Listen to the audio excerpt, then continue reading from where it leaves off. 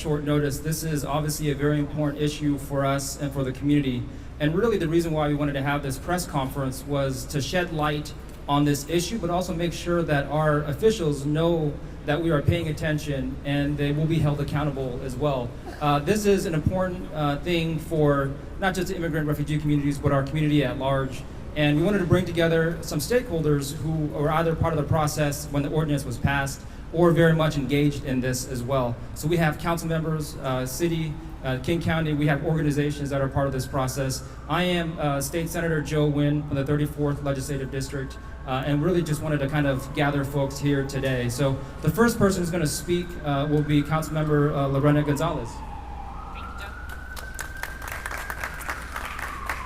Good afternoon, everyone. I'm Councilmember Lorena Gonzalez on the Seattle City Council, and I have the honor of serving the entire city as one of the citywide representatives. I'm also the chair of the Immigrant Refugee Matters on City Council. I'm the daughter of Mexican immigrants, and I would not be standing here without the community that is gathered here today. Believers in the American dream and believers in the rights of immigrants and refugees throughout this beautiful city and throughout our county. It has been 975 days since Donald Trump was elected to the White House. We knew that day that he would use and abuse his executive power to come for our community, for our loved ones, and our friends. And he has done exactly what he said he would do. Trump campaigned on dog whistles and racist policies that targeted immigrants and refugees, vilified and othered our community and other communities based on their skin color, their national origin, their religion, their abilities or their disabilities, their gender identity, and who they love. This hateful white supremacist language has emboldened many across the country, including here in Seattle, where we've seen a spike in hate crimes, while agencies like ICE and the U.S. Customs and Border Patrol become increasingly bold and increasingly cruel in their actions under the guise of law and order and public safety. All of us here know that ICE and their friends at Border Patrol operate outside of the laws they claim to uphold. I grew up in a migrant farming community, and when ICE came to my neighborhood, no one felt safe. So I ask, who is this law and order for? Who is this safety for?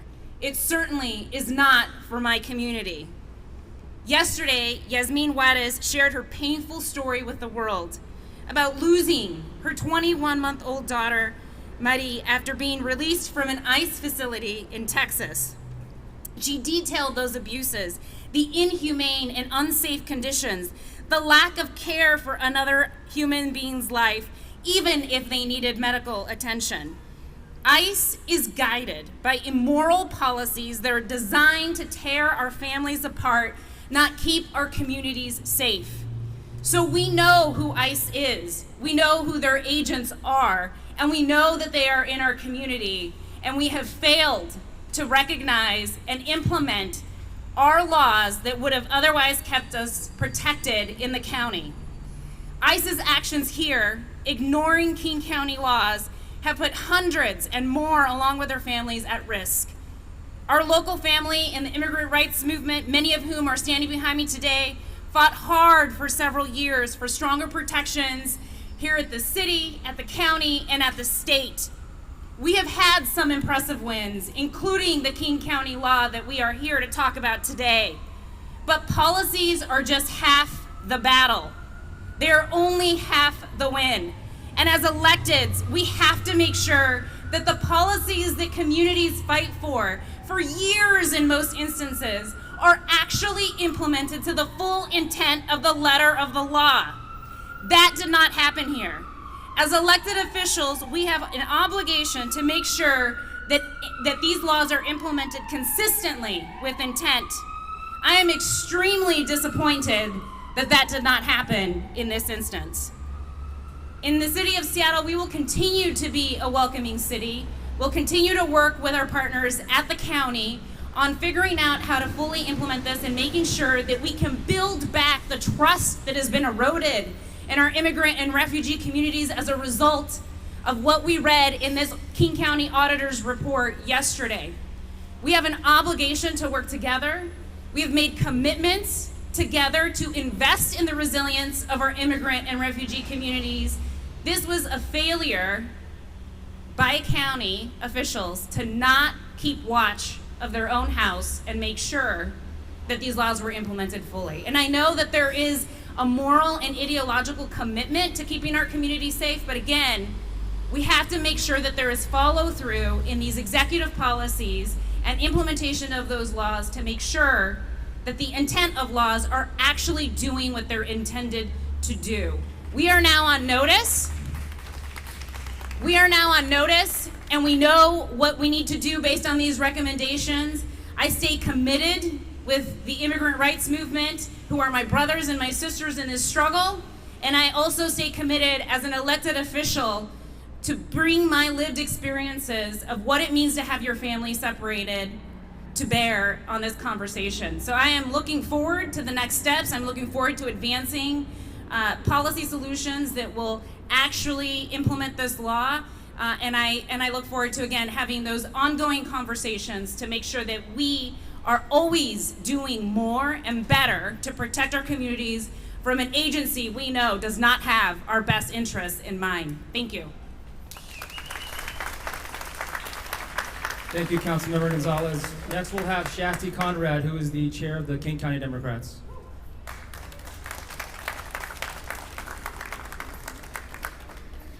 Too often these days, we feel helpless about what is happening around us.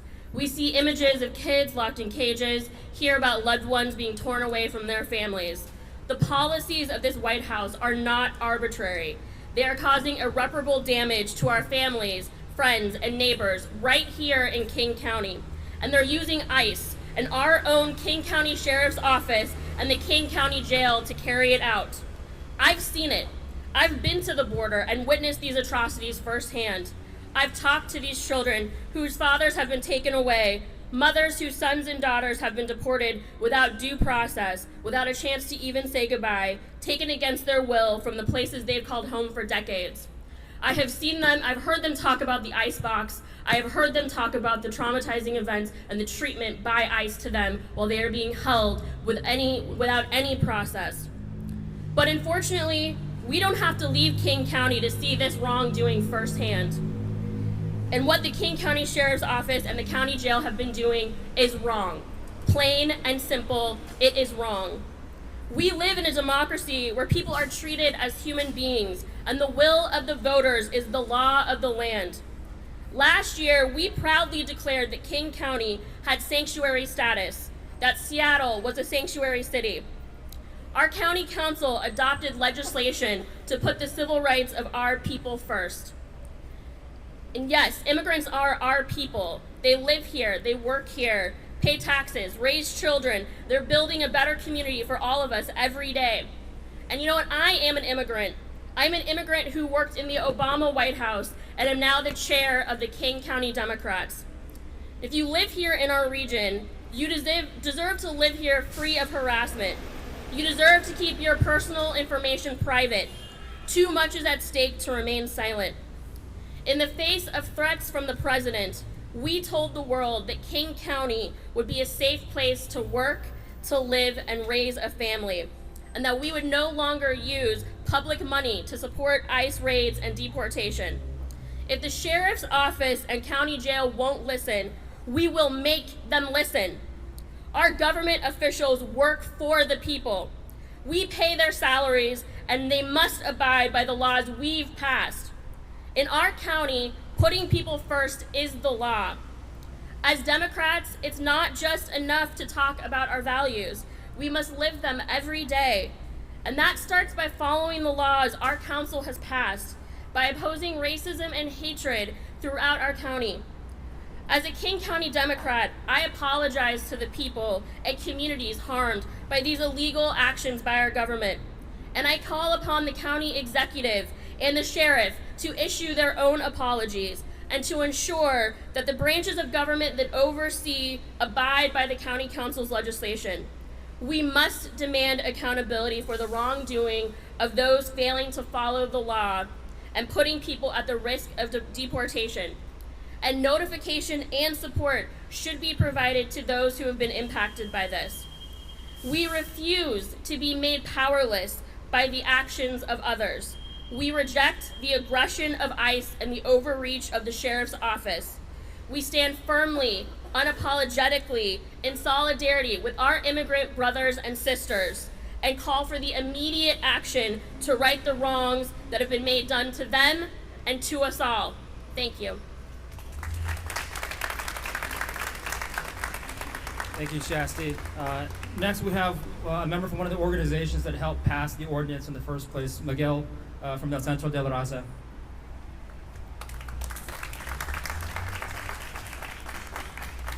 Good afternoon. My name is Miguel Maestas. I am here representing our Executive Director, Estela Ortega, and El Centro de la Raza, which we translate as the Center for People of All Races. We are profoundly disturbed and disheartened that we have to gather today in the wake of the devastating news that King County Jail information has been accessed by ICE. Those standing here today, along with so many others, supported and applauded the passing of the 2018 King County law prohibiting the sharing of information with ICE. And while we understand that the database information was not obtained with county consent, we see this as a failure on the part of the county to live up to the spirit of the law and keep its promise to the people of King County, particularly vulnerable immigrant families. When we have conducted Know Your Rights trainings and family emergency planning with the immigrant and refugee community, we shared that local governments are committed to not share data it had collected and not share that with ICE. For a community living in constant fear, trust in local government is not something that comes easy. And this is a critical blow to that trust in our community. We must all be conscious that ICE, a federal government agency that carries out and tries to justify the barbaric act of separating families and caging children in the most inhumane conditions, is beyond any expectation that it will respect the intent and the wishes of our county and its people. They have demonstrated that they will go to any length to carry out the administration's brutal immigration policy. To not ensure that the data was safe and was not available to ICE agents is a failure on the part of the county and a blow to the trust of the community, and has endangered countless individuals and families from the immigrant and refugee communities of our county. We expect to be fully informed of how this failure happened, as well as the process in which files were purposely shared with ICE by the Sheriff's Office. We expect a detailed explanation of how this will be corrected and the steps the county will take to support and protect those whose information was obtained by ICE. The county has been a partner in building safe communities for immigrants and refugees. We must know what will be done in the wake of this difficult revelation. Thank you. Thank you, Miguel. Next, we'll have a community advocate, Gramai.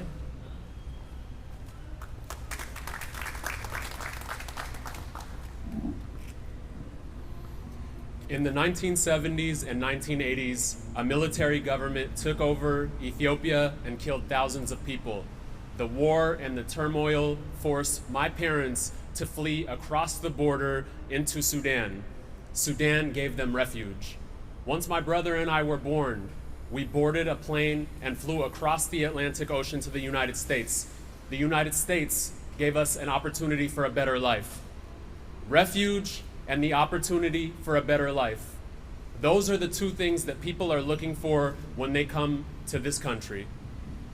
My story is the story of thousands of immigrant families in King County.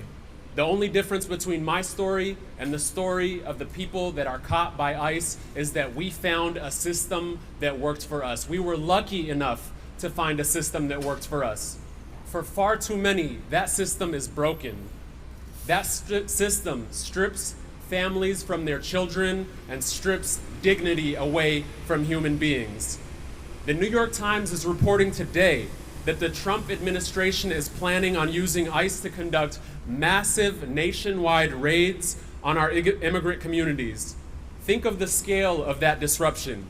Think of the lives that will be ruined. Think of the mother that I watched on the news today who discussed her 2-year-old daughter who died shivering and cold at the hands of ICE that Councilmember Gonzalez brought up earlier. We created a sanctuary county here because we said we would not facilitate the abuses of the Trump administration. In our county, being undocumented does not mean you are less than human. In our county, we stand together with our undocumented neighbors and friends. In King County, we demand that our government create more thoughtful laws, protect the privacy of its residents, uphold and enforce sanctuary status, and have consequences for those who violate it. Thank you all so much for being here today. Together, we will do the right thing, and brighter days are ahead. Thank you so much. And then our last speaker is Rich Stolz with One America, who was instrumental in helping pass the ordinance as well.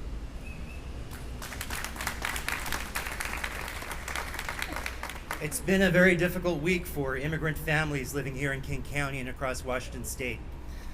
So the question I bring is, for a family here in King County, what do you make of all this news, all these developments?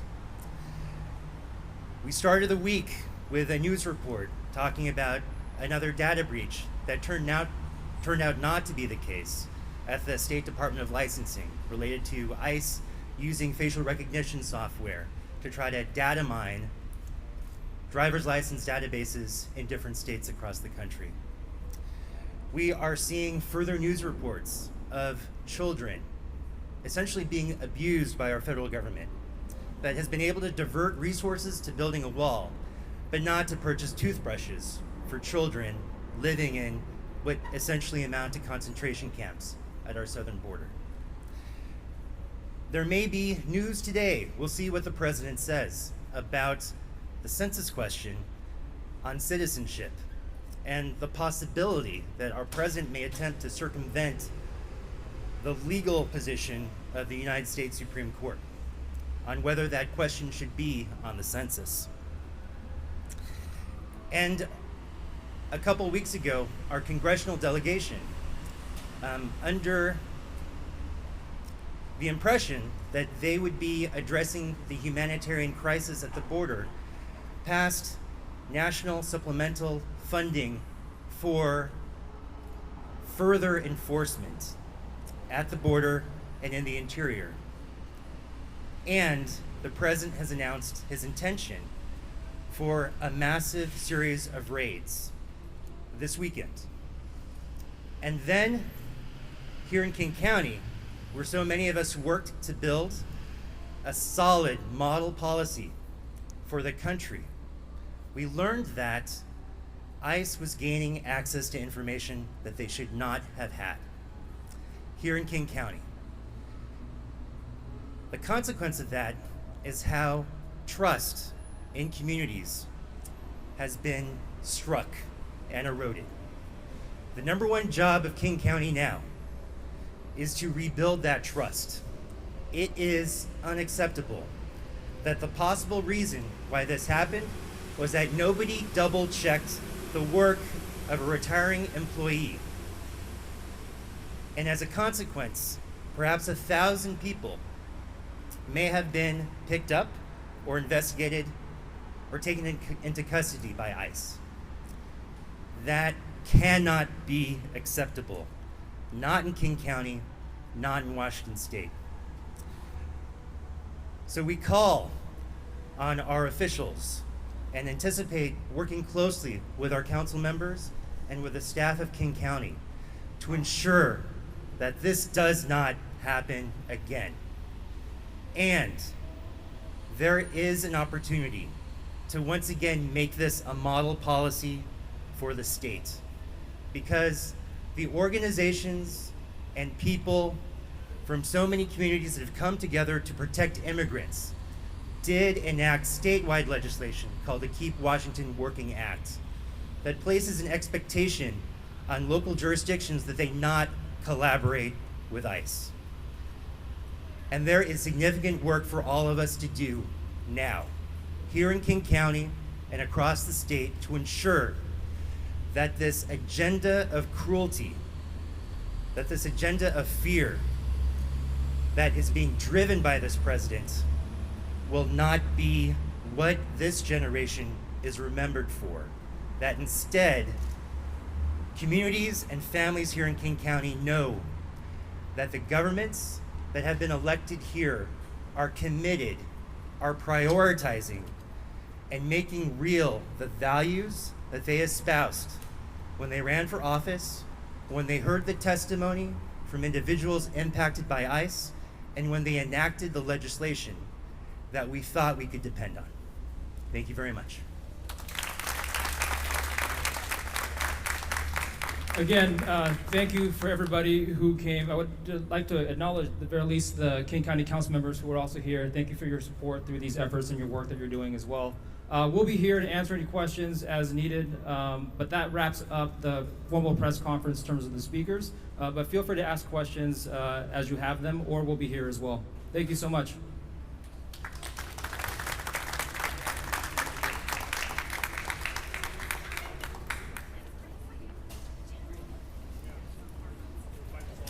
Where is it?